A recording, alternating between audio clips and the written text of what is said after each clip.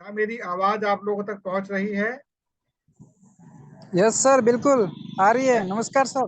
नमस्कार नरेश जी, स्वागत है आपका। ममता सर जी, आपका भी स्वागत है। नमस्कार नमस्कार। आज हमारे इस कोर ग्रुप में, नमस्कार सभी को, नमस्कार सभी को, नमस्कार। आज हमारे कोर ग्रुप में हमारे दो नए साथी ऐड हुए हैं। कृपया इनका स्वागत हम लोग सभी मिलकर करेंगे। एक ममता जी हैं और एक हैं डॉक्टर नरेश। इन्होंने भी अपना पड़ाव पूरा कर लिया है और आज हमारे साथ हमारे सहयोगी बने हैं। तो डॉक्टर नरेश और ममता जी, मैं चाहूंगा आप अपना परिचय 1 मिनट के अंदर हमारे इस ग्रुप को दें। फिर मैं आपको ग्रुप से इंट्रोडक्शन कराऊंगा आपका। Doctor Naresh. वड़कम वड़कम वड़कम। Doctor Naresh.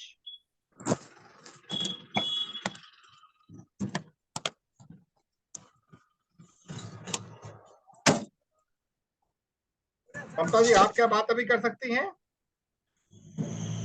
Ji sir. Sir नमस्कार। नमस्कार। अपना 1 मिनट परिचय दीजिए प्लीज एक बार अपने, हमारे पूरे इस मंडली को, हमारे जो साथी हैं सभी। हर सबका नमस्कार। मैं उड़ीसा से मैं हूँ। अभी बेंगलोर पे रहती हूँ। एक हाउस वाइफ हूँ। ये सेक्शन में मैंने जब भी आया कुछ कुछ सीखने के लिए मेरे को मिला है और अच्छा भी मिल रहा है। और मेरे को भी इम्प्रूवमेंट हुआ है। तो आज मैं ये सेक्शन पे आई हूँ। आज जो नया मेरे लिए सेक्शन है, इसीलिए मालूम नहीं है ये सेक्शन में मैं कैसा करूंगी। तो मैं कोशिश करती हूँ आगे बढ़ने के लिए। और सर आपके पास तो सीखना है मेरे को। Thank you so much, thank you so much. Doctor Naresh, आप कुछ बोले 1 मिनट के अंदर ताकि हम सेशन आगे बढ़ा सके अपना।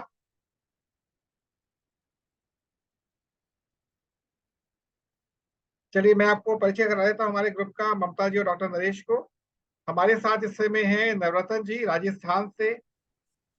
और नवरत्न जी, एक बार अपना हैंड रेस करते हैं इस प्रकार से। नवरत्न जी हमारे साथ हैं।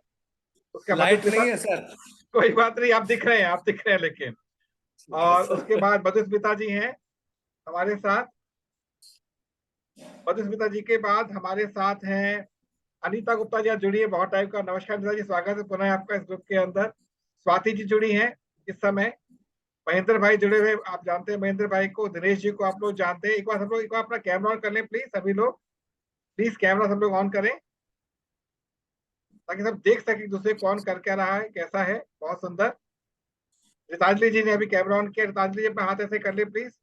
रितांजलि जी हमारे साथ है। और इस समय दिनेश जी अंधेरे में दिख रहे हैं हमको, हल्के हल्के।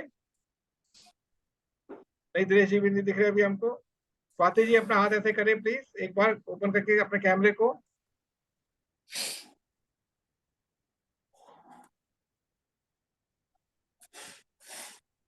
डॉक्टर नरेश, अपने विषय में जरा 1 मिनट बताएं प्लीज, यदि आप कंफर्टेबल मोड में है तो।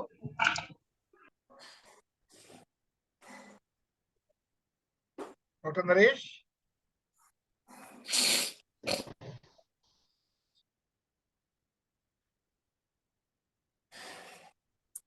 Yes sir. हाँ डॉक्टर नरेश, यदि आपकी बात हो सकती, कोई बात नहीं। सपना जी अपना हाथ ऐसे कर। सपना जी हमारा जुड़ चुकी हैं। सपना जी इस समय हमारा जुड़ चुकी हैं। सपना जी हैं। और अब हम इस सेशन की शुरुआत करना चाह रहे हैं। आज हमारा जो सेशन है ये एक विशेष सेशन है। अभी कोर्स की शुरुआत है। आज हम लोग कोर्स की जो आधारशिला है वो रखेंगे और आपको ये बताया जाएगा कि कोर्स वास्तव में होता क्या है। सबसे पहले आपको ये पता होना चाहिए सभी लोगों को कि हम इस मंच पर जो इकट्ठे हुए हैं, हम लोगों ने अभी क्या प्राप्त किया है।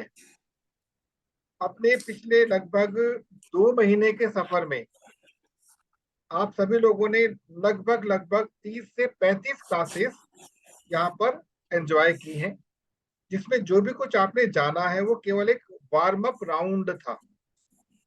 वार्म अप राउंड का मतलब ये होता है कि आप और हम एक दूसरे को जान चुके हैं और पहचान चुके हैं। एक दूसरे के साथ बॉन्डिंग हमारी बन चुकी है। इस बॉन्डिंग के बाद अगला स्तर क्या आता है?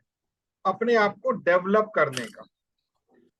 आप सभी लोग ये जानते हैं कि हम लोग किसी ना किसी रूप में परिवार की आजीविका के लिए संघर्ष करते हैं, नौकरी करते हैं, व्यापार करते हैं, कुछ भी करते हैं। और जो भी हम नौकरी या व्यापार करते हैं उसके लिए हमें योग्यता की आवश्यकता होती है। कुछ लोग कम पढ़े लिखे होते हुए भी बहुत अच्छा काम कर लेते हैं, कुछ लोग बहुत पढ़े लिखे होने के उपरांत भी अच्छा कार्य नहीं कर पाते। कई कारण पीछे से होते हैं। जैसे मैंने आपसे सभी से चर्चा इस बारे में की हुई है, एक अच्छा डॉक्टर बनने के लिए कम से कम आपको 12 साल की स्कूल की पढ़ाई और 5 साल की एमबीबीएस की पढ़ाई करनी होती है। एक अच्छा इंजीनियर बनने के लिए आपको 12 साल की स्कूल की पढ़ाई और 4 साल की इंजीनियरिंग की पढ़ाई करनी ही होती है। इसी प्रकार से अलग अलग व्यवसाय जो हमारे सामने होते हैं, एमबीए हो गया, चार्टर्ड अकाउंटेंट हो गया, सबके लिए हमें समय व्यतीत करना पड़ता, तब जाके हम उस लक्ष्य तक पहुंचते हैं। लेकिन एक प्रॉब्लम कहां पर आके अटकती है, जब हम लोग करियर को चूज करके आगे बढ़ते हैं तो हम सबसे बड़ा काम जो अपने जीवन में करते हैं, जिसमें हम सभी को महारत हासिल है, किताबों से अपना पिंड छुड़ा लेते हैं कि बहुत पढ़ लिया, अब नहीं पढ़ेंगे हम लोग। तो हमारी जो पढ़ने की हैबिट होती है वो धीरे धीरे क्या होती है, कम होते होते होते होते केवल पूजा पाठ की पुस्तकों तक सीमित रह जाती है। हमारी अपनी कम्युनिकेशन स्किल परिवार की चार दीवारी में या ऑफिस के क्यूबिकल बॉक्स में अटक के रह जाती है। हमारा व्यक्तिगत क्या नहीं होता, विकास नहीं हो पाता। जब एक लंबे शोध के बाद हम लोगों ने ये देखा कि लोग क्यों बेरोजगार हैं, उनके पास स्किल्स भी हैं। ये मत सोचिए जो लोग बाहर घूम रहे पास स्किल्स नहीं, स्किल्स उनके पास हैं, पर स्किल का उपयोग कैसे करना ये उनके पास नहीं। अब ये स्किल्स वो उपयोग क्यों नहीं कर पाते? लॉन्ग बैक मैंने आप लोगों से पॉइंट शेयर किया था, पूछा था कि हम लोगों को दांत कितने दिए नेचर ने। तो बाय डिफॉल्ट हमको 30 दांत मिलते हैं, टोटल 32 होते हैं, वो 30 दांत हमको मिलते हैं। और जो 2 दांत होते हैं वो अकल दाढ़ कहा जाता है, जो बाद में कभी कभी आती, कभी कभी नहीं भी आती। लेकिन एक ऐसे व्यक्ति हमारे इतिहास में रह चुके हैं जिन्होंने हमारे सामने दुनिया का सबसे विचित्र एक ग्रंथ लिखा था, जिनको पैदा होते समय नेचर ने पूरे 32 दांत दिए थे, जिनका नाम है गोस्वामी तुलसीदास जी। जब उन्होंने अपने मुंह को खोला तो पहला शब्द उनके मुंह से राम निकला था। अब उनको हम लोग एक आध्यात्मिक व्यक्ति के रूप में देखें तो ठीक है, एक संत के रूप में देखें तो ठीक है, लेकिन मैं उनको अपनी दृष्टि में एक वैज्ञानिक के रूप में देखता हूँ, जिन्होंने समय यंत्र पर काम किया था, जिन्होंने अपनी प्रत्यक्ष इन्हीं इन्हीं दृष्टि से, इन्हीं आंखों से उन सभी लोगों के साक्षात्कार किए थे जिनकी हम पूजा करते हैं। तो आज से जो मैं आपके सामने ये जो कड़ी शुरू करने जा रहा हूँ, इस कड़ी का अर्थ मतलब शुभारंभ क्या है, अपने कोर्स को डेवलप करने की कला। आप सभी से मैंने एक बात तो कही हुई है कि कंटेंट पर काम करना है। मेरी कुछ देर पहले रितांजलि जी से बात हुई, स्वाति जी से बात हुई, प्रगति जी से बात मेरी होती रहती है, सभी से बात मैं करता हूँ, लेकिन कंटेंट पर फोकस अभी हम लोग क्यों नहीं कर पा रहे हैं? क्योंकि हमारे ब्रेन का वो चैम्बर बंद है जिसको हम स्पेशली लेकर आए थे अपने बर्थ के समय में। उसको ओपन करने का एक विशेष मेथड होता है, उसको कोर्स में कन्वर्ट कर दे। अब कोर्स का मतलब क्या होता है? कोर्स का मतलब क्या होता है? फॉर एग्जाम्पल, मैं साइंस सब्जेक्ट लेकर पढ़ाई कर रहा हूं या कर रही हूं, तो साइंस मुख्य विषय हो जाएगा, उसके साथ साथ मुझे कुछ और विषय भी पढ़ने होंगे, जैसे गणित हो गया, मैथ्स हो गया। उसके बाद मे बी मैं इंग्लिश पढ़ रहा हूँ, मे बी मैं हिंदी पढ़ रहा हूँ, मे बी सोशियोलॉजी पढ़ रहा हूँ, बट मुख्य विषय क्या है मेरा? साइंस है। अब आगे बढ़ते हैं, मैं कॉमर्स को विशेष इंपॉर्टेंस देके अपने सब्जेक्ट को पढ़ रहा हूँ, तो कॉमर्स में accountancy, economics, may be civics आ जाती है। साथ में कुछ लोग मैथ्स लेते हैं, कुछ लोग नहीं लेते हैं। तो ये वो कोर्सेज होते हैं जो स्कूल लेवल तक निर्धारित किए जाते हैं।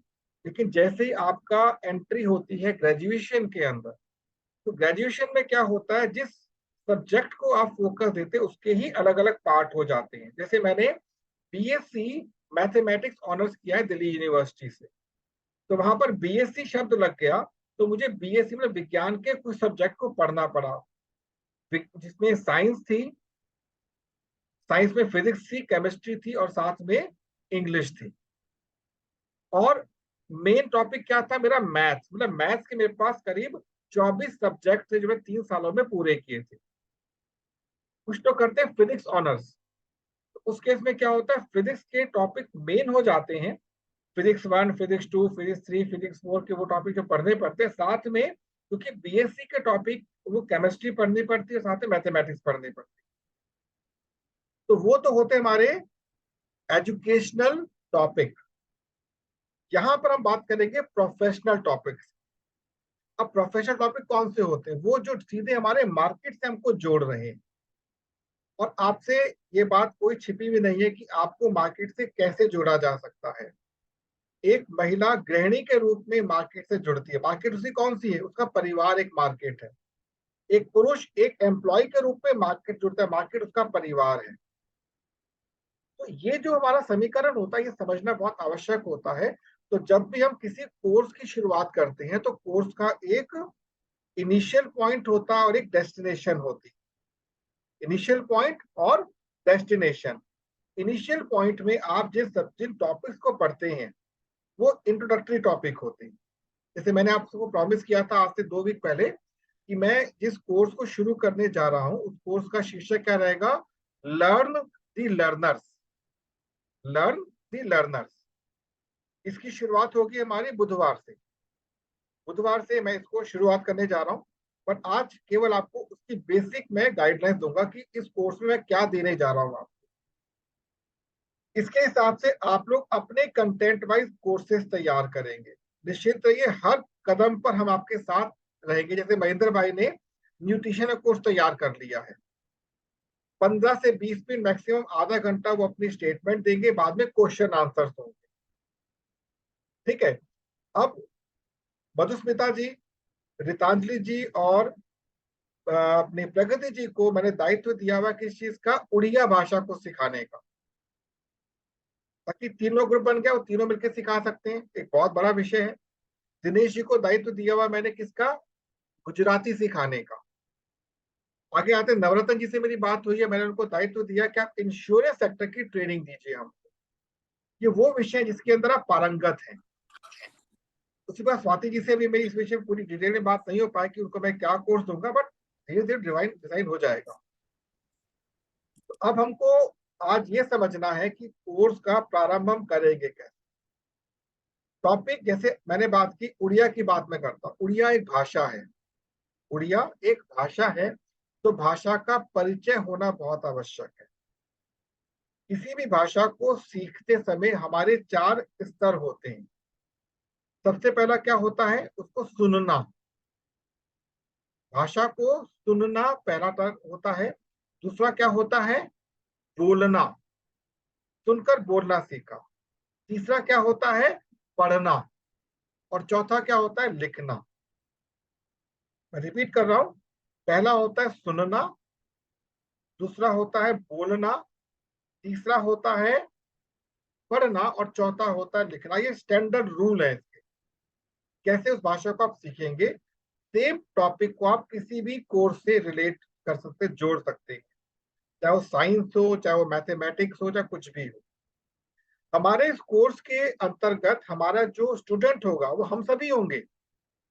आप ये मान लीजिए कि अभी आपका ये भी ट्रेनिंग पार्ट है, कोर्स डिजाइन कैसे किया जाता है। कोर्स डिजाइन कैसे किया जाता है। तो सबसे पहला काम आपका इसमें यह होना चाहिए कि जिस टॉपिक को आप लेकर चल रहे हैं, आपकी उसमें कितनी पकड़ है, कितना जानते हैं। मैं एक पुस्तक पढ़ रहा हूं, आपसे मैं ओपनली कहना चाहूंगा, मैं खुद आजकल हिंदी व्याकरण की रिवीजन कर रहा हूं। मैंने क्लास 8th में हिंदी छोड़ दी थी। क्लास 8th में हिंदी मैंने छोड़ दी थी, परंतु मैंने खुद दोबारा से हिंदी व्याकरण पढ़ने शुरू की। उसके पीछे का रीजन क्या है? ताकि वो लय मुझे मिल सके। उस पुस्तक में क्लियर एक बात लिखी हुई है कि व्याकरण जो होती है उसका उद्देश्य केवल अपने शब्दों को शुद्ध करना है। अगर व्याकरण आपको नहीं आती, इसका अर्थ कदापि नहीं कि आप भाषा नहीं बोल सकते। इसको इस प्रकार से भी हम लोग कह सकते हैं कि सूर्य जो है वो पूर्व से उदय होता है, हमने मान लिया। लेकिन प्रूव करने के लिए हमको क्या चाहिए? एक सिद्धांत चाहिए। तो सिद्धांत कहाँ से मिलेगा? व्याकरण से। तो विज्ञान का व्याकरण क्या होता है? जो हम पढ़ रहे हैं। तो हमें क्या करना है अब अपने कोर्स के लिए? आप होपफुली सब आप लोग पेन एंड पेपर लेके बैठे होंगे, होपफुली सब लोग पेन एंड पेपर लेके बैठे होंगे। तो काइंडली लिखना शुरू करें आप लोग, अगर नहीं तो ले लीजिए, टेक योर टाइम, ले लीजिए आप लोग प्लीज, पेन एंड पेपर लेकर बैठे प्लीज।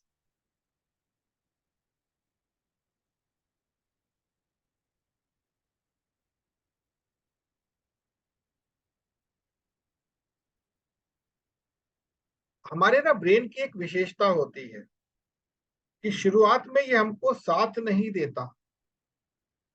धीरे धीरे क्या होता है, धीरे धीरे क्या होता है, ये ब्रेन हमसे डिमांड करता है। एक बड़ा अच्छा मैंने वो सुना था, एक स्टोरी सुनी थी मैंने, मुझे स्टोरी बहुत अच्छी लगी। किसी व्यक्ति को अपने बड़े मछुआरा था वो, नदी से मछली पकड़ते एक बोतल मिल गई। उस बोतल को जैसे उसने खोला, उसमें धुआं निकला, जिन बाहर आ गया। उस जिन ने कहा, तुमने मुझे मुक्त किया है, तो मैं तुम्हारे लिए कोई एक काम करना चाहता हूं। अब मछुआरे के मस्तिष्क में क्या है, ये तो बड़ा अच्छा बहुत काम का व्यक्ति है, क्यों ना उसको अपने साथ लेके जाया जाए। मछुआरे ने उससे ये कहा कि क्या तुम मेरे साथ मेरे घर चल सकते हो? कहता बिल्कुल चल सकता हूँ, लेकिन मेरा एक नियम है, एक शर्त है मेरी। क्या है? यदि आपने मुझे एक भी दिन कार्य नहीं दिया तो मैं आप ही लोगों को मार के खा जाऊंगा, आप लोगों को मार के मैं खा जाऊंगा। मेरा कोई बात नहीं, मेरे पास बहुत सारा काम है करने के। अब हुआ क्या कि वो जो व्यक्ति था जब घर लेकर गया, एक निर्धन व्यक्ति सबसे पहले क्या मांगेगा? धन मिल जाए, अच्छे कपड़े मिल जाए। वो बोलता गया, उसकी इच्छा है वो पूरी करता चला गया। बड़ा घर बन गया, बहुत कुछ मिल गया उसको, जो कि एक धनाढ्य व्यक्ति के पास होता है। अब धीरे धीरे उनके घर के सारे कार्य उसने समाप्त कर दिए, जो नॉर्मल कार्य होते हैं, बड़े बड़े कार्य। अब वो ये सोचे करे तो करे क्या, इसको ऐसा कौन सा कार्य दीजिए कि आएगा तो हमें मारे खा जाएगा। तो उसने मछुआरे ने अपनी पत्नी से ये बात बोली। पत्नी ने लॉजिक लगाया कि क्या इसको काम दे जिससे काम कर ही ना पाए, अपना चला जाए छोड़ के हमको। उसने जो कार्य बोला बड़ा हास्यास्पद था। उसने कहा, सुनो, तुमको हम अगले 10 घंटे का समय देते हैं। हमारा जो मोती है ना, मोती कुत्ता, उसकी पूंछ में सीधी करनी है। अगर तुमने पूंछ सीधी कर दी तो तुम हमारे साथ रहोगे, बड़ा तुम जा सकते हो। क्योंकि उनको पता था तुम सीधी हो ही नहीं सकती। वो लगे रहे, राह में लगा रहा। 10 घंटे बाद कैसे माफी चाहो, जा रहा हूँ, चला गया। आप लॉजिक समझे यहाँ पे, लॉजिक क्या कहना चाहता हूं मैं आपसे? लॉजिक बहुत सिंपल है कि हमारे दिमाग को यदि हमने काम नहीं दिया, हमें खाना शुरू कर देगा ये। वही रोग होते हैं, वही रोग होते हैं। आपने देखा होगा कोई वृक्ष जो होता है, प्रारंभ में उसका तना बहुत पतला होता है, वो कोमल होता है, वो हमसे क्या मांगता है? आश्रय मांगता है। लेकिन जैसे ही उसने जड़ पकड़ ली, तना मोटा होना शुरू हो जाता है और लंबा हो जाता है, फिर उसको हमारी कोई आवश्यकता नहीं है, वो इंडिपेंडेंटली खड़ा हो गया। That is a course development. तो सबसे पहला बिंदु आप क्या लिखेंगे? सबसे पहला बिंदु, जो भी आप कोर्स बनाना चाह रहे हैं उसका परिचय, इंट्रोडक्शन अबाउट योर कोर्स। सबसे पहला पॉइंट है, उसका परिचय लिखना है आपको। जैसे महेंद्र भाई का है न्यूट्रिशन से संबंधित कोर्स, तो न्यूट्रिशन क्या होता है, उसका हमारे जीवन में किस प्रकार का रोल है, उसकी आने और जाने की तिथियां, मतलब क्या विधियां होती हैं, कैसे हम उसको जान सकते हैं, एक सारांश, ताकि एक असामान्य व्यक्ति उस टॉपिक से जुड़ सके। परिचय वो होता है जो आपको जोड़ता है ऑडियंस के साथ। इसको हम संबोधन भी कह सकते हैं, संबोधन कर रहे हैं अपने विषय का ऑडियंस के साथ। जब परिचय आप लिख लेंगे, परिचय के बाद अगला जो विषय आएगा वो क्या आएगा? इसकी आवश्यकता, इसकी आवश्यकता। तो आवश्यकता में क्या आएगा? किन किन लोगों को इसकी आवश्यकता हो सकती है। जैसे उड़िया भाषा की बात करता हूं मैं, उड़िया भाषा की जो आवश्यकता है, हर उस व्यक्ति को है जो उड़िया जानता है, लेकिन वो अन्य लोगों से संपर्क नहीं कर पा रहा बिकॉज उड़िया ना जानने को लेकर। उसकी जो कम्युनिकेशन स्किल है वो इम्प्रूव होगी जब उड़िया जानकर लोगों को सिखाएगा। तो ये आपको एक नॉन उड़िया के रूप में सोचना है। मान लीजिए जगन्नाथपुरी मंदिर उड़ीसा के अंदर है, एक नॉन उड़िया व्यक्ति वहां पर जाता है, तो वहां पर उसका स्वागत अच्छे तरीके से तब होगा जब उड़िया बोलेगा और बताएगा, उसको एक अपनापन अनुभव होगा। उसको एग्जाम्पल दे रहा हूँ केवल मैं आपको। तो भाषा का इसलिए हमें विकास करना होता है ताकि हमारे ब्रेन में एक ऐसा चैम्बर ओपन हो जो कि नए दिशाओं को खोज सके। आपको बताना चाहूंगा, विश्व का एक बहुत पुराना दुर्लभ ग्रंथ उड़िया में लिखा गया है। गीता भागवत। कौन सा भाषा बताया, क्या करा ममता जी आपने? उड़िया भाषा में लिखा है सर गीता भागवत। गीता भागवत, बिल्कुल ठीक आपने कहा। बहुत दुर्लभ ग्रंथ है जिसकी ओरिजिनल प्रति कहाँ मिलेगी जानते हैं? आपको पता है कहाँ मिलती है ओरिजिनल प्रति, कहाँ पर है उसकी आज भी?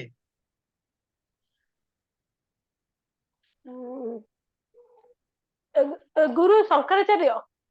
नहीं, उड़ीसा में ही है, जगन्नाथपुरी मंदिर।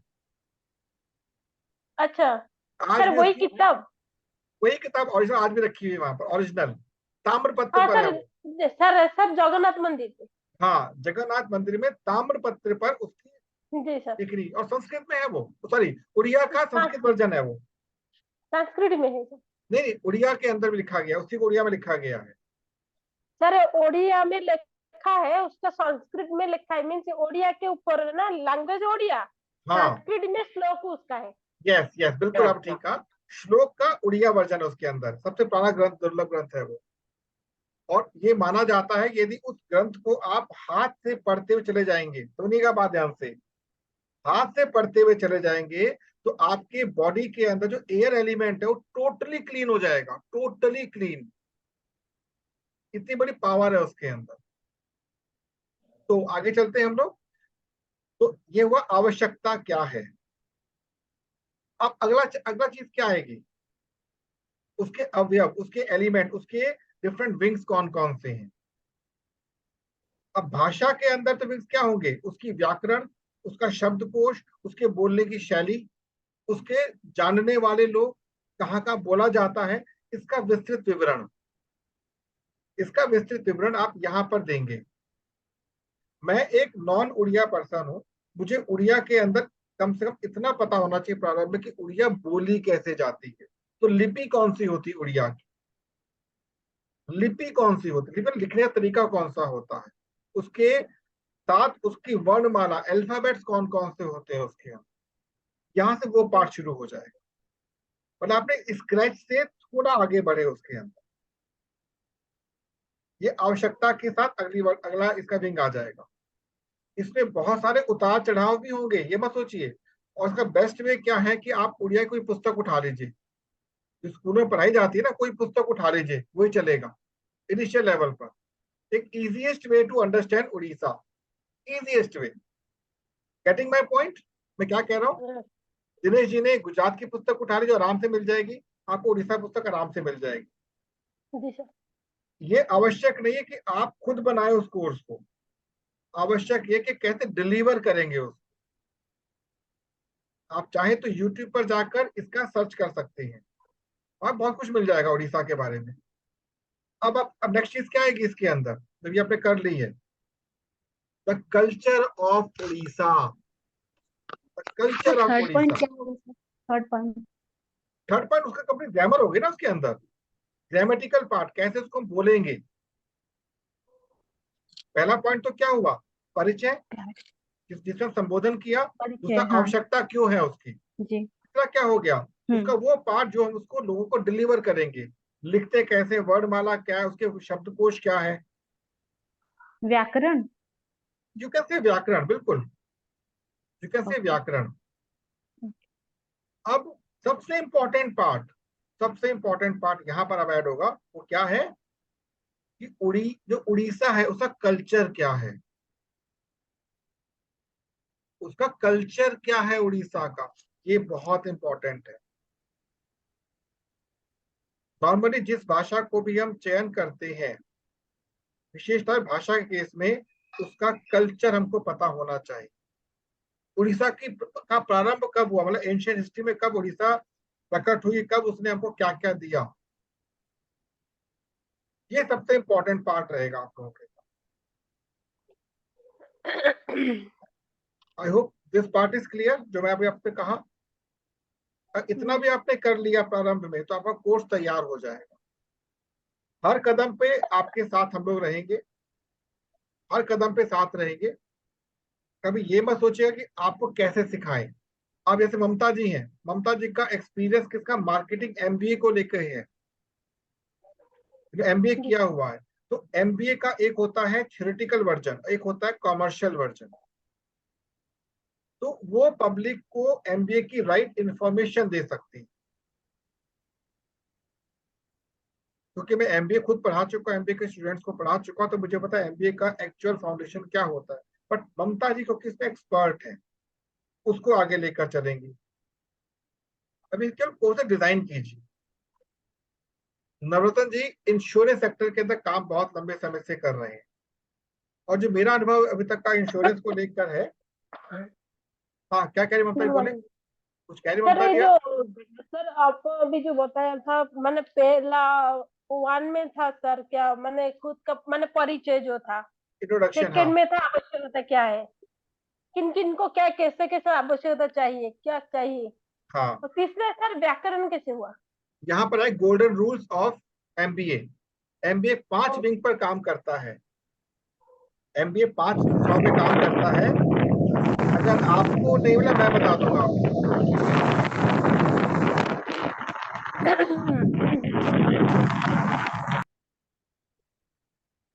अगर आप इसको नहीं खोज पाएंगे तो आपको इसका उत्तर मैं दे दूंगा, आप निश्चिंत रहिएगा इस बात को लेकर। नहीं सर, आप अभी जो पढ़ाया है ना सर, चार हाँ। चीज जो बताया, एक हम्म। में था परिचय, दूसरा था आवश्यकता, हम्म। तीसरा में डिलीवरी चाहिए ना सर।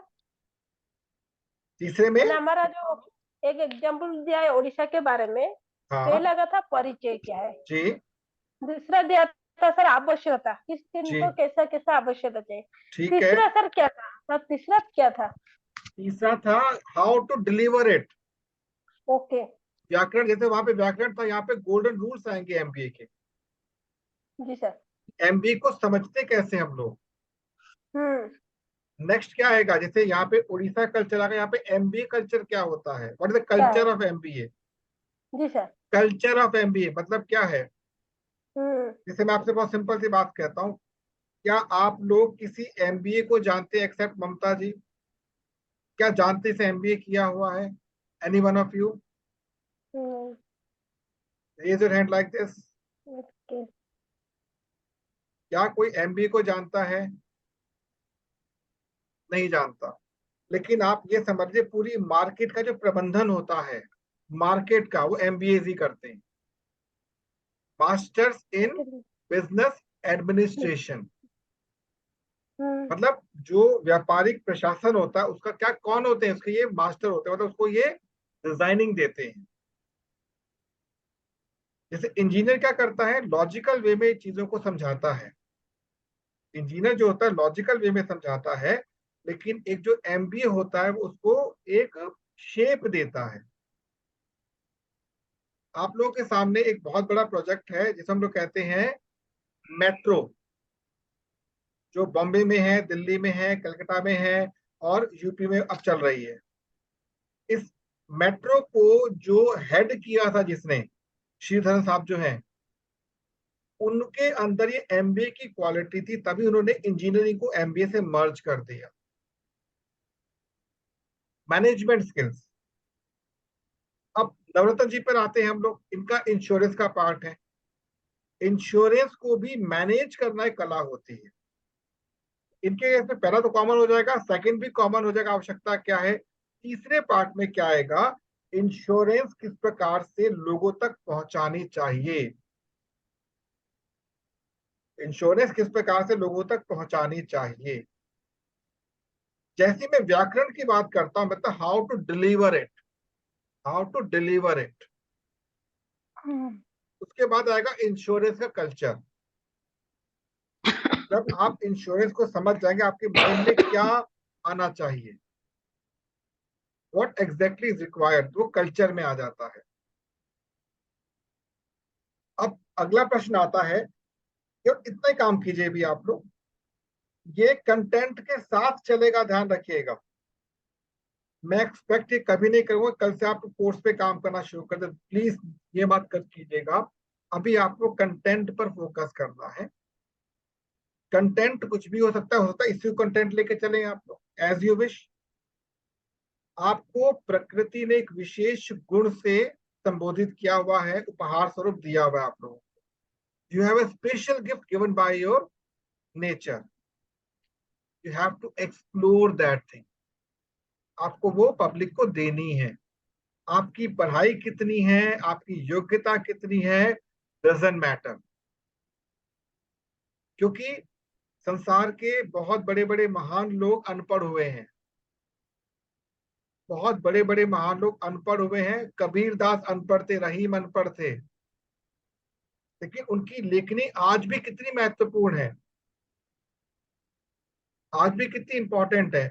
इसके पीछे कॉन्सेप्ट क्या आता है बताना चाहूंगा। आप लोग सोचो कि ये सब चीज क्यों कर रहे हैं।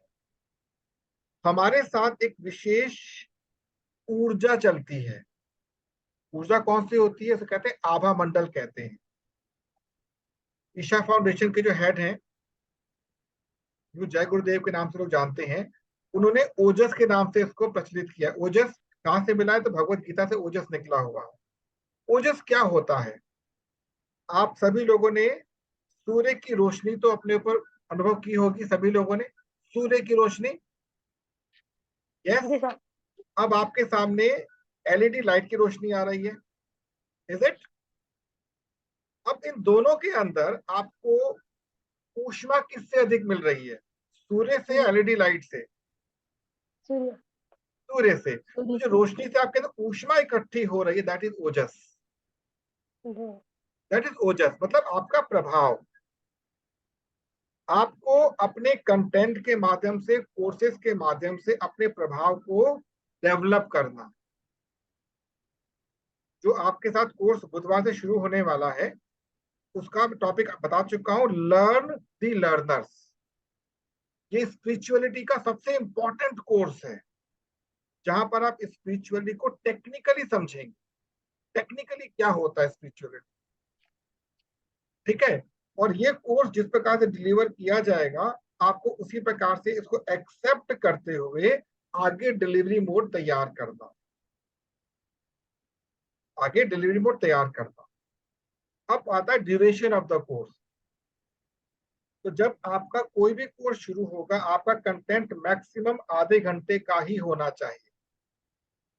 शुरुआत में जब लोग आपसे अट्रैक्ट हो जाएंगे तो ये 45 मिनट का होगा, और लास्ट के 15 मिनट इसके लिए होंगे, क्वेश्चन आंसर्स के लिए होंगे। हर एक कोर्स के हर एक एंड पर कम से कम 2 से 4 क्वेश्चंस आप बना के रखेंगे, जो आपको ऑडियंस को देने होंगे, जिसके आंसर उनको सबमिट करने होंगे। कोर्स है, ध्यान रखिएगा। जब तक आपको होमवर्क नहीं दिया जाएगा, आप होमवर्क एक्सेप्ट नहीं करेंगे, तब तक आउटपुट कुछ नहीं। और उसके आंसर आप ऑलरेडी पहले से ही कोर्स में बता देंगे। आपको मैं एक बात और बता देता हूं, आफ्टर 5 इयर्स संसार के 80% लोग रोबोट से पढ़ेंगे, रोबोट्स के द्वारा। मैन पावर खत्म होने वाली है पढ़ाने वालों की, क्योंकि मैन पावर जिस प्रकार से डेवलप हो रही है, अच्छे लोग नहीं मिलेंगे। तो आपको 20% में ऐड होना है। ये मैं नहीं कहता, ये यूनिवर्सल जो इकोनॉमिकल सर्वे बता रहा है। आज की डेट में स्कूलों में बच्चे नहीं पढ़ रहे हैं, स्कूल केवल बच्चे नाम के लिए जा रहे हैं, क्योंकि आउटपुट 0 है वहां पर बच्चों के। स्कूल अपनी ओर से एक्टिविटी बढ़ा रहे हैं, लेकिन फैकल्टीज को प्रॉपर फीडिंग नहीं दी जा रही है। 1200-1500 रुपए, मतलब जो सैलरी दी जा रही है फैकल्टी को, वो कितनी दी जा रही है, how much? Maximum 10,000 normal areas के अंदर। और जो दिल्ली जैसे महानगर है, यहाँ पर क्या होता है, जो भी सैलरी देते हैं कुछ पैसा खींच लेते हैं पहले से ही। तो they are not faculty, they are just employees from 6 to 2 o'clock। अब जानते हैं ये लोग। और आपको ये बता देता हूँ, इस मंच के माध्यम से जैसे जैसे आप डेवलप होते चले जाएंगे, मैं प्लान आपसे पहले भी शेयर कर चुका, दोबारा शेयर करूंगा। जब आप ट्रेनर बन जाएंगे, ये मंच आपको एक ऐसी हैंडसम इनकम देगा फ्यूचर में जो आप सोच भी नहीं सकते अभी, क्योंकि फैकल्टी को जितना अधिक पे किया जाए उतनी अच्छी वो आपको शिक्षा देगा। ये ध्यान रखिएगा। हाँ, डेवलप करने में भी समय लग रहा है, आसान नहीं होता नए फॉर्मूले को मार्केट में उतार के लेके आना। हम सभी लोग एक समान रहेंगे, ये नहीं कि मैं बड़ा हूं आप छोटे हैं। कुछ क्वालिटीज एक्स्ट्रा हो सकती है मेरे पास, इसका मतलब ये नहीं आपके पास क्वालिटीज ही नहीं है। तो हमारा अल्टीमेट एम क्या रहेगा? अपने कंटेंट को डेवलप करते हुए कोर्सेज की ओर बढ़ना। अब मैं आपको फिलहाल जो मैंने कोर्स आपके लिए बना रखा है, लर्न दी लर्नर, उसका एक छोटा सारांश देता हूं। हमें प्रकृति से बाय डिफॉल्ट कितने दांत मिले हैं? 30, लेकिन बाद में 32 हो जाते हैं और कुछ को 32 मिल जाते हैं समय के साथ साथ। क्लियर? ये 32 दांत किसको इंडिकेट करते हैं? मैं पहले बता चुका हूं, हमारे 32 ऑर्गन्स को। हमारी बॉडी में 32 ऑर्गन्स जो होते हैं इंटरनली, उसको इंडिकेट करते हैं। और जो आपका ऑर्गन धीरे धीरे वीक होना शुरू हो जाता है, वो संबंधित दांत की समस्या शुरू हो जाती है, जबड़े की समस्या आपकी लाइफ में शुरू हो जाती है। अब जो जबड़ा होता है उसका सीधा कनेक्शन आपके ब्रेन से होता है।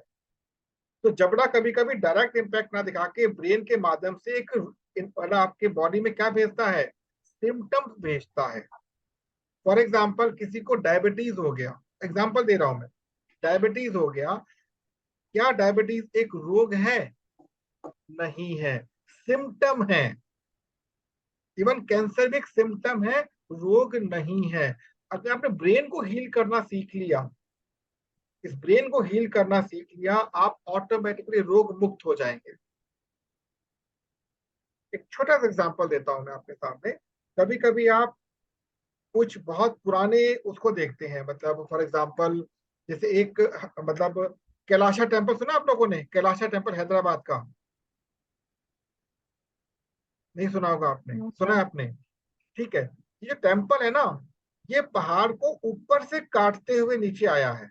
एक ही पत्थर काटा गया पूरे मंदिर को बनाने के लिए, और जितना उससे पत्थर निकाला गया है, आज की एडवांस से एडवांस टेक्नोलॉजी भी उतना पत्थर नहीं निकाल सकती। विद इन 20 ईयर्स बनकर तैयार हुआ है वो मंदिर, कैलाशा टेम्पल, और परफेक्ट नॉर्थ अलाइंड है वो। तो उसके ऊपर शोध चला कि तोड़ा कैसे गया, इसको पत्थर काटा कैसे गया। जब कभी हम राम के बारे में स्टडी करते हैं, जब राम चले थे तो गुफाओं में रहे थे, कभी कभी कभी वनों में रहे थे, सुना होगा आप लोगों ने इस बारे में। तो उस समय की जो पृथ्वी थी ना, ध्यान रखिएगा, वो सॉफ्ट कोर थी। आज जो हार्ड कोर पृथ्वी बन चुकी तब सॉफ्ट कोर थी। मीन्स पत्थरों को तराशना आसान था, उनकी एनर्जी हाई थी। आज एनर्जी लो हो चुकी। सिमिलरली हमारी बॉडी होती है। जब तक हमारी बॉडी के ऑर्गन्स की एनर्जी हाई रहेगी, हम खिलखिलाते रहेंगे बच्चों की तरह। आपने देखा हो बच्चों की बॉडी बहुत कोमल होती है, नाजुक, बड़ी फ्लेक्सिबल बॉडी होती है, नोट किया होगा आपने? ऐसा है कि नहीं है? उछल कूद करते हैं, कूदते फादते, कुछ नहीं होता। लेकिन हमारी बॉडी उतनी फ्लेक्सिबल नहीं रह पाती, क्योंकि हमारी बॉडी सॉफ्ट कोर से हार्ड कोर पर आ गई। इसको हार्ड कोर से सॉफ्ट कोर पर जाने के लिए हमें अपने 32 दांतों के समान 32 ऑर्गन पर फोकस करना पड़ेगा। That is learn the learners. एक शब्द सुना होगा आपने, आत्मा। ये आत्मा क्या होती है? टेक्निकली हमारे ऑर्गन्स के साथ जो ओजस, जो आभा मंडल चल रहा होता है, उसका कलेक्शन एक आत्मा के रूप में होता है। ये सब चीजें आपको टेक्निकली बताई जाएंगी। लर्न द लर्नर्स, ये लर्नर्स हैं, सारे आपके ऑर्गन्स लर्नर्स हैं, ये सीख रहे हैं, रेगुलर अपडेट हो रहे हैं। एक डॉक्टर ने, उनको नोबेल प्राइज मिला था डॉक्टर को, उन्होंने रिसर्च किया था और उनको एक ऐसा विचित्र हमारी बॉडी में सिम्टम मिला, जिसने ये बताया कि हमारी बॉडी के अंदर कुछ ऐसे सेल्स होते हैं जो डेड सेल को खाते हैं। मीन्स जब हम फास्टिंग करते हैं ना, व्रत रखते हैं, तो व्रत रखने के समय हमारी बॉडी जो खालीपन अनुभव करती है, उस समय वो डेड सेल एक्टिव हो जाते हैं, और डेड सेल क्या करते हैं, सॉरी वो सेल्स एक्टिव हो जाते हैं जो खाते हैं डेड सेल्स को, वो कैंसर तक खा सकते हैं, कैंसर के कीटाणु तक खा जाएंगे, इतनी पावर होती है उसके अंदर। मैं वो आपके साथ तो शेयर करूंगा, उसकी जो मेरे पास एक वो है स्क्रीनशॉट है, शेयर करूंगा डॉक्टर के बारे में, उसमें नहीं करना उनको जाके आपको। तो लर्न द लर्नर एक ऐसी हैबिट है, एक ऐसा कॉन्सेप्ट है जो आपको दोबारा से एनर्जाइज करेगा। हम सभी लोग ये जानते हैं कि हम लोग हॉरोस्कोप को, पामिस्ट्री को, वास्तु को, इन सब चीजों को बहुत महत्व देते हैं, लेकिन अगर आपने एक पार्ट को समझ लिया, वो क्या है, अपने सोल को समझ लिया। सोल का मतलब क्या होता है, subject of universal light, subject of universal light mean soul, SOUL, हम आत्मा कहते हैं, पर आत्मा का एक्चुअल मतलब होता है स्पिरिट, वो जो कभी दिखती नहीं, गायब हो जाती है। आत्मा की कोई शेप नहीं होती है, और आत्मा के साथ गेम खेली जा सकती है, मतलब उसको अपडेट किया जा सकता है। इस कोर्स के मतलब ड्यूरेशन में आपको कुछ ऐसी बातें समझ आएंगी कि पूजा पाठ जब हम लोग करते हैं उसका हमें बेनिफिट कैसे लेना होता है, क्योंकि हमारा जो संसार होता है 3 दिशाओं में विभाजित है। सबसे पहला कौन सा होता है, हमारी प्रोफेशनल या फिजिकल लाइफ जो इस बॉडी के रूप में हम कर रहे हैं। स्वाति जी, ममता जी, अनिता जी, महेंद्र भाई, प्रगति जी, मधुस्मिता जी, रितांजलि जी, दिनेश जी, डॉक्टर नरेश, जितने भी हम लोग यहाँ बैठे हुए हैं, हमारी जो फिजिकल बॉडी है, जो फिजिकल परिवार है, this is our professional life. इसके ठीक ऊपर कौन सी लाइफ होती है, स्पिरिचुअल लाइफ। स्पिरिचुअल लाइफ क्या है, ये स्पिरिचुअल लाइफ वही है जो हमें नेचर से गिफ्ट में मिली हुई है। That means your nature is the spiritual life. इसके ऊपर जो लाइफ होती है that is known as meditating life, इसको हम ध्यान साधना वाली लाइफ कहते हैं। हम जब कनेक्ट होते हैं अपने आराध्य के साथ, जो एनर्जी हमको मिलती है उसको डिकोड करके यूज करना होता।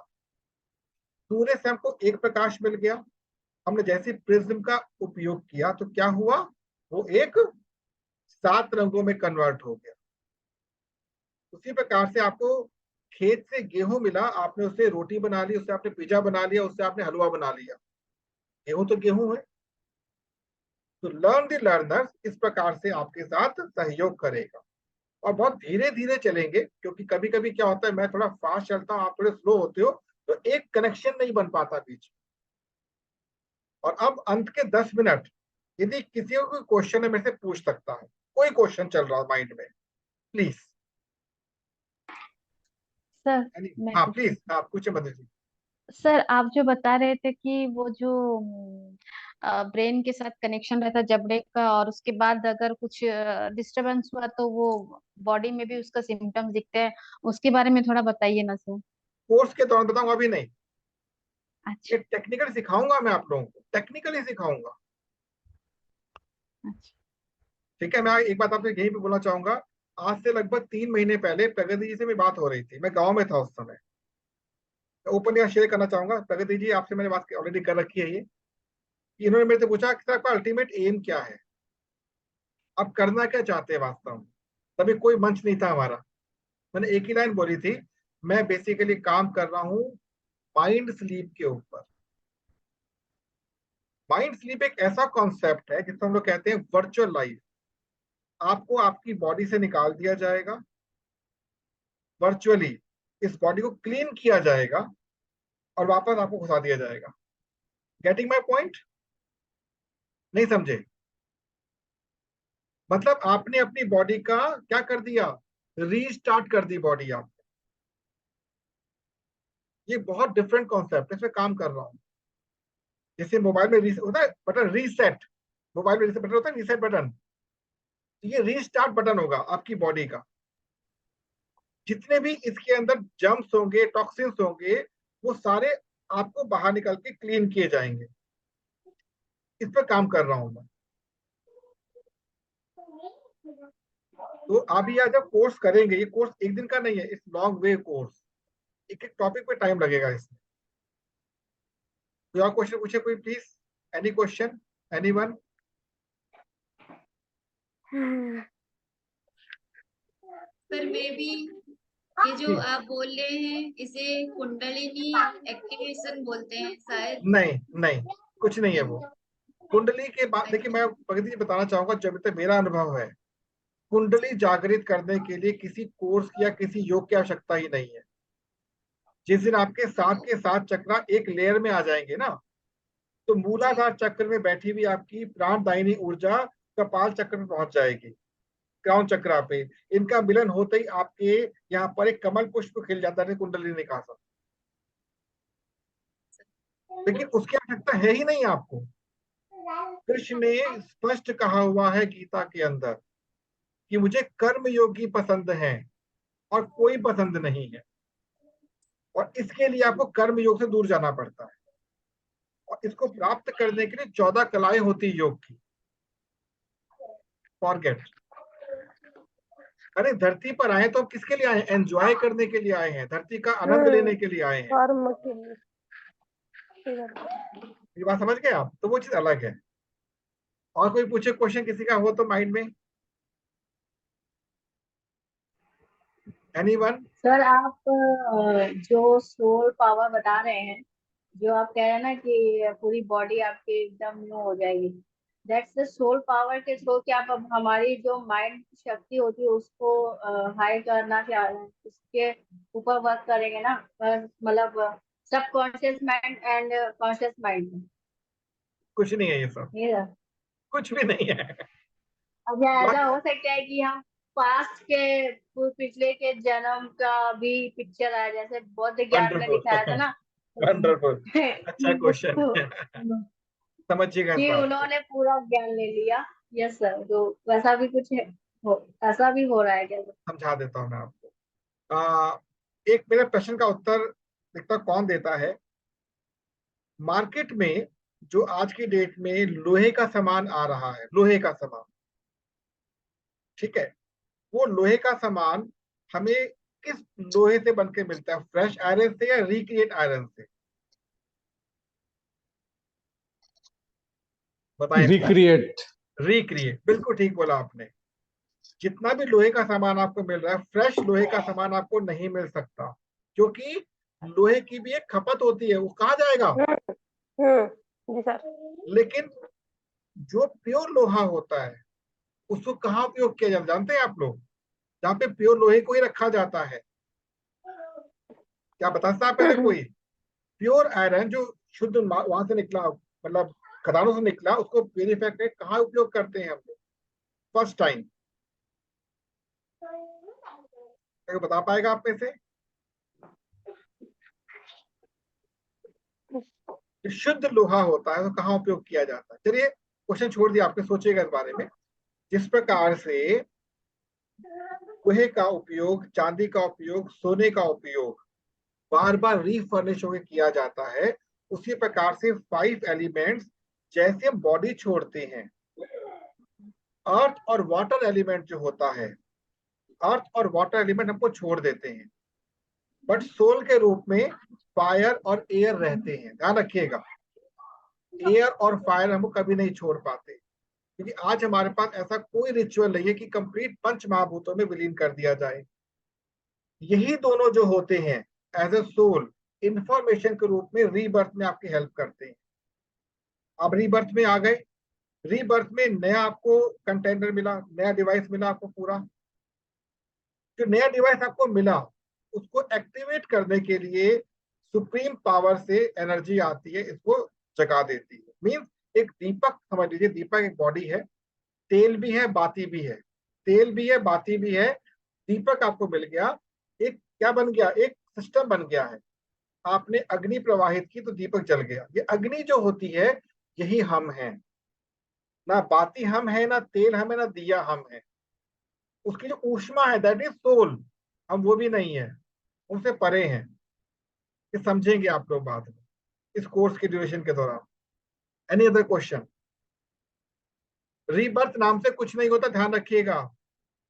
गीता में स्पष्ट लिखा हुआ है, गीता को पढ़ना, डिकोड करना सीखे गीता को। नैनम छिंदंती शस्त्राणि नैनम दहति पावक न चैनम क्लेदयन्त यापो न शोष्यति मारुतः। रटा था 8वीं क्लास में, आज तक याद है मेरे को, रटा था मैंने। मैं बहुत गीता उपदेशक नहीं हूँ।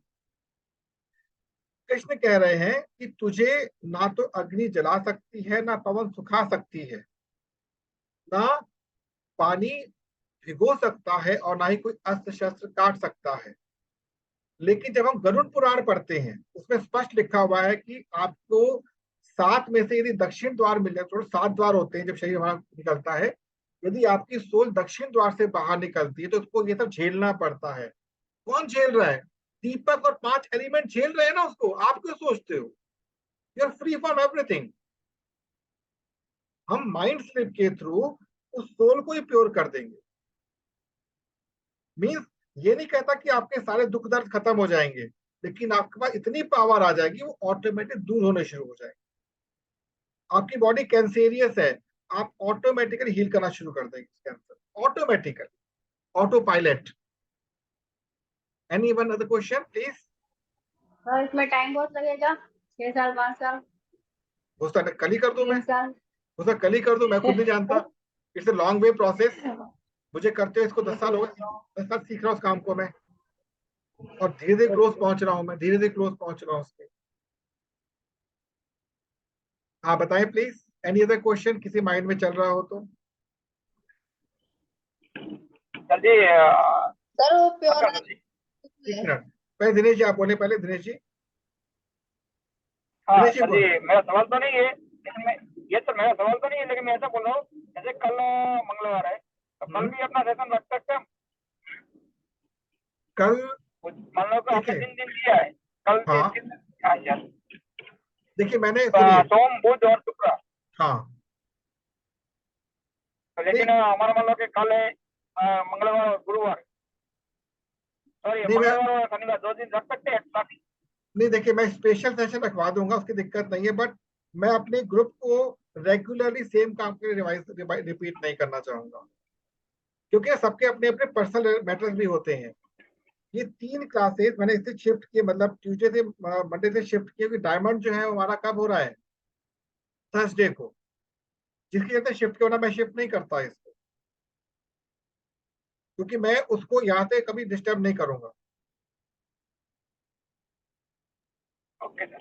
ठीक है, किसी को भी मेरे से पर्सनल चाहिए, किसी से भी पर्सनल चाहिए, एक बार टाइम फिक्स कर ले, मैं रेडी हूँ उसके, I am ready for all. Yes, सपना जी पूछे प्लीज। सपना जी।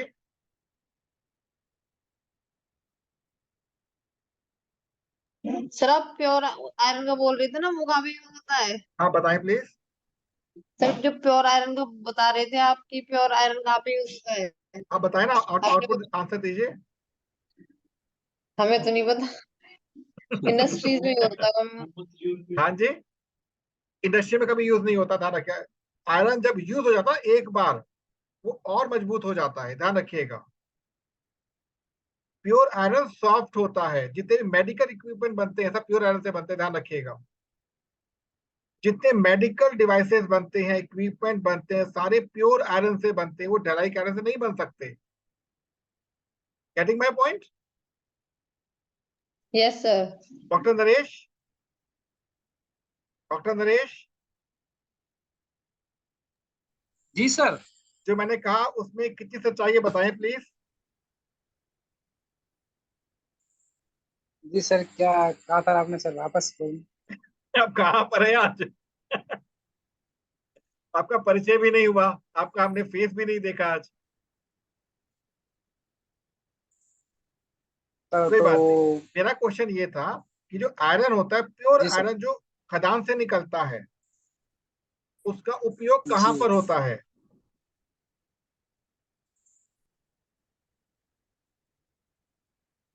No idea sir. No idea. आप ही की फील्ड है कुछ, जितने भी मेडिकल इक्विपमेंट बनते हैं, सर्जरी ऑपरेटर ऑपरेट करने के लिए, सब प्योर आयरन से बनते हैं, क्योंकि उसकी सॉफ्टनेस कंपेरेबल ज्यादा होती है रीयूज आयरन के लिए। आयरन के लेवल होते हैं L1 L2 L3 L4 level होते हैं। L1 मतलब सॉफ्ट, L4 मतलब बहुत हार्ड, और जो हार्ड, सबसे हार्ड आयरन होता है उससे रेल की पटरियां बनती हैं। L3 से आपके रॉड्स बनते हैं जो मकान के लिए काम आते हैं। L2 से आपके घर के दरवाजे बनते हैं, रेलिंग्स बनती हैं। समझ आ गया आपको आयरन के बारे में? ये मुझे भी नहीं पता था, एक लोहार से पूछा था मैंने। जी सर। ठीक है, तो आपको इन चीजों का हल्का सा ज्ञान होना चाहिए। तो मेरे ख्याल से समय हो चुका है हम लोग का, और हम लोग अब आज के बाद मिलेंगे कब? वेडनेसडे को सेम टाइम पर मिलेंगे। और महेंद्र भाई का जो कोर्स तैयार है, अगर आप लोगों में से कोई भी उसको करना चाहता है तो या तो इस पीरियड में या फिर अलग टाइम में फिक्स कर सकते हैं। महेंद्र भाई अपने कोर्स का हमें एक वो दे देंगे। अभी आप लोग का वाटर अवेयरनेस का भी कोर्स चलने वाला है, वो इससे रुक गया है क्योंकि सावन का महीना चला, सावन में सेवा कर रहे हैं बहुत सारी। वो आज मेरी बात हुई थी उन लोगों से, उसका भी कोर्स आपके साथ शेयर करना है। तो मल्टीपल टाइम आपका इन्वेस्ट होगा यहाँ पर, बट ये हमारा पोर्शन जो है ये नॉर्मल चलता रहेगा। हो सकता है कि आधा घंटा मैं अपना कोर्स चलाऊं, आधा घंटा महेंद्र में अपना कोर्स चलाए, ऐसा हो सकता है, इट डिपेंड्स।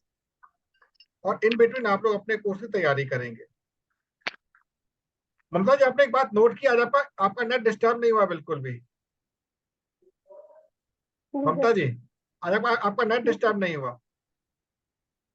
मैं तो बहुत डिस्टर्ब हूँ सर, बच्चे आप तो परेशान करते हैं। लेकिन नेट डिस्टर्ब नहीं हुआ आपका आज। रोज डिस्टर्ब होता था नेट बहुत ज्यादा। जी सर, ये वो हम बात नहीं बोल रहे कि सर अभी हमको कौन सा क्लास में 7 ना 8 नहीं, आप में इसी आप में रहोगे, इसी में रहोगे, आप इसी में रहोगे, आप इसी में ही रहोगे। कोई भी एडिशनल क्लास जो होगी आपको उसकी सूचना दे दी जाएगी, उसमें ठीक है आप। सर। ये जो चीज सर आप जो पढ़ाए है ना, आज जो सीखा है ना सर, मैं उसको क्वेश्चन में बनाऊंगी। तो मैं नेक्स्ट क्या नेक्स्ट डे में आपको जब भी क्लास करना है वो टाइम पर मेरे को कुछ पूछना है सर। Done done done. मैं आपको बता देता हूँ जब नेक्स्ट क्लास होगी, क्योंकि मैं अपना कोर्स शुरू कर रहा हूँ सबसे पहले आप लोगों की नॉलेज के लिए। तो उसमें शुरू का 15 मिनट या आधा घंटा मैक्सिमम मैं अपने टॉपिक को आपसे शेयर करूंगा। जी sir. Then after question hour आप कुछ भी बात कर सकते हैं, ठीक है, जी ताकि सर। आपको साथ साथ आइडिया लगता रहे कि करना क्या है। और आप एक बात जरूर ध्यान रखिएगा, सभी लोगों से निवेदन है, कंटेंट में आपसे कभी भी पूछ सकता हूं कितना लिखा है कंटेंट। उसके लिए कोई वो नहीं है, कोई भी उसके लिए छूट नहीं है, कंटेंट लिखना ही है। जी सर। सबके नंबर मेरे पास है, सबको फोन करता रहूंगा इसके लिए, ठीक है। सर एटी कौन क्लास होची तो सर ठीक मेरा है। तो बहुत सारा। नहीं, सुनिए अनिता जी, मैंने आपको मैसेज भी किया था फोन के लिए। आपका नया ग्रुप शुरू कर रहा हूं मैं, ओके सर। आपका और गीता बहन जो कि नहीं आ पाए थे ना कुछ कारणवश, मैं एक नया बैच शुरू कर रहा हूँ। मे बी कल से शुरू होगा, परसों से बता दूंगा आपको मैं। Okay sir. तो उसी दोबारा शुरू करेंगे वहां से हम लोग, ओके सर। ठीक है। मुझे तो आज थैंक यू। बहुत सारा समझ। नहीं कोई बात नहीं, आप घर में सर सब जी ठीक है आपके? कौन सा टाइम जाएगा? हाँ जी। सर जी टाइम कौन सा रहेगा नए बैच के लिए? नए बैच के लिए 7 to 8 में होता है, 8 to 9 में भी अभी यस सर। फाइनल नहीं किया मैंने। मैं बता दूंगा, मैं ग्रुप पे शेयर कर ओके दूंगा सर। मैसेज, मैं ग्रुप पे शेयर करूंगा, निश्चिंत ओके रहिए। सर। हाँ। अच्छा, अनिता जी सब घर पे ठीक है, सब ठीक ठाक हो गया पहले से? जी सर पहले से ठीक है। जो अब चले गए उसको तो हम खैर वापस नहीं लाते, लेकिन अब घर को आगे चलाना भी तो है हम लोग को, थोड़ा टाइम लगेगा सर। टाइम लगेगा, मैं समझ सकता हूँ बात। चलिए, आप सभी लोगों को बहुत बहुत धन्यवाद, आपने ज्वाइन किया सेशन को। हम लोग परसों मिलते हैं, सभी को नमस्कार। नमस्कार sir, thank you sir. Welcome welcome.